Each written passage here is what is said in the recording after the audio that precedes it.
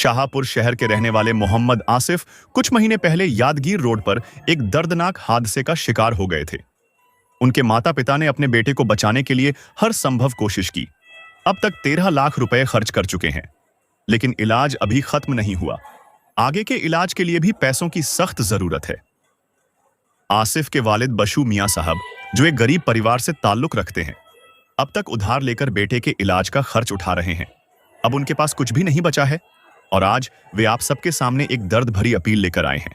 भी दर्शकों से गुजारिश है, मोहम्मद आसिफ के इलाज के लिए आप सबकी मदद बहुत जरूरी है।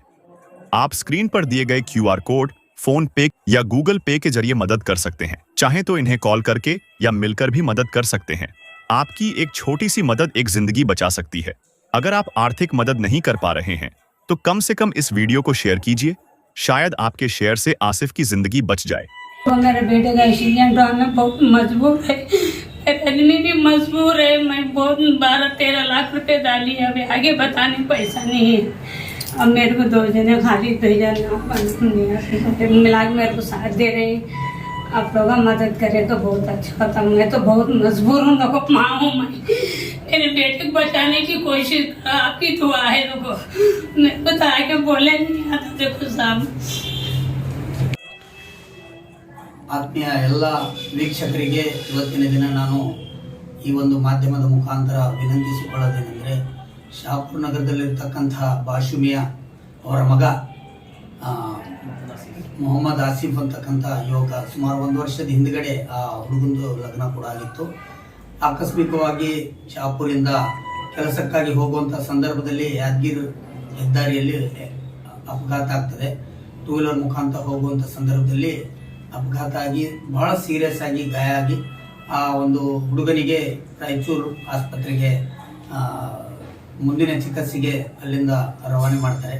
ಅಲ್ಲಿಂದ ಚಿಕಿತ್ಸೆ ಫಲಕಾರಿಯಾಗದೆ ಬೇರೆ ಬೆಂಗಳೂರಿಗೆ ಕೂಡ ಹೋಗ್ತಾರೆ. ಮತ್ತೆ ಅಲ್ಲಿ ದುಡ್ಡಿನ ಎಲ್ಲ ಇವರಲ್ಲಿ ಇರ್ತಕ್ಕಂತಹ ಮನೆ, ತಮ್ಮ ಬಂಗಾರ ಒಡವೆಗಳನ್ನು ಎಲ್ಲ ಒತ್ತಿಟ್ಟು ಅವ್ರು ಏನೇನು ಪ್ರಯತ್ನ ಮಾಡಬೇಕು, ಅವ್ರ ತಂದೆ ತಾಯಿ ಬಡವರು ನನ್ನ ಜೊತೆ ಕೂಡ ಇದ್ದಾರೆ. ಅವರು ತಮ್ಮ ಎಲ್ಲ ಇರ್ತಕ್ಕಂಥ ಇದರಿಂದ ಹುಡುಗನಿಗೆ ಉಳಿಸುವಂತ ಪ್ರಯತ್ನ ಬಹಳಷ್ಟು ಮಾಡಿದ್ದಾರೆ. ಇಲ್ಲಿವರೆಗೆ ಸುಮಾರು ಒಂದು 13 ಲಕ್ಷದ ಅವರು ಇದು ಖರ್ಚು ವೆಚ್ಚ ನೋಡ್ಕೊಂಡು ಬಂದಿದ್ದಾರೆ, ಸಾಲ ಮಾಡಿ ಅದೆಲ್ಲ ಮಾಡಿ.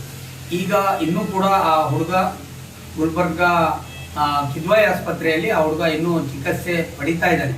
ಈ ಮುಂದಿನ ಚಿಕಿತ್ಸೆಗಾಗಿ ಆ ಹುಡುಗನ ಭವಿಷ್ಯಕ್ಕಾಗಿ ಇವರಿಗೆ ಸಾಲ ಆಗಿದ್ದಕ್ಕೋಸ್ಕರ ನಾನು ಎಲ್ಲ ವೀಕ್ಷಕರಲ್ಲಿ ವಿನಂತಿ ಮಾಡ್ಕೊಳ್ತೀನಿ. ನಾವು ಬಹಳಷ್ಟು ಸಂದರ್ಭದಲ್ಲಿ ಮಾಧ್ಯಮದಲ್ಲಿ ಸಾಮಾಜಿಕ ಜಾಲತಾಣಗಳಲ್ಲಿ ನಾವು ಬಂದು ವಿನಂತಿ ಕೂಡ ಮಾಡ್ತೀವಿ. ಈ ಒಂದು ವಿಶೇಷ ಸಂದರ್ಭದಲ್ಲಿ ನನ್ನ ಜೊತೆ ನಮ್ಮ ಮಾಜಿ ನಗರಸಭೆ ಅಧ್ಯಕ್ಷರಾಗಿರ್ತಕ್ಕಂಥ ಹನುಮಂತರಾಯ ಗೌಡರು ಕೂಡ, ಮತ್ತೆ ಅಬ್ದುಲ್ ಖದೀರ್ ಸಾಬ್ ಅತ್ತಾರಿ ಮತ್ತೆ ಅವರು ತಂದೆ ತಾಯಿಯವರು ಕೂಡ ನನ್ನ ಜೊತೆ ಇದ್ದಾರೆ.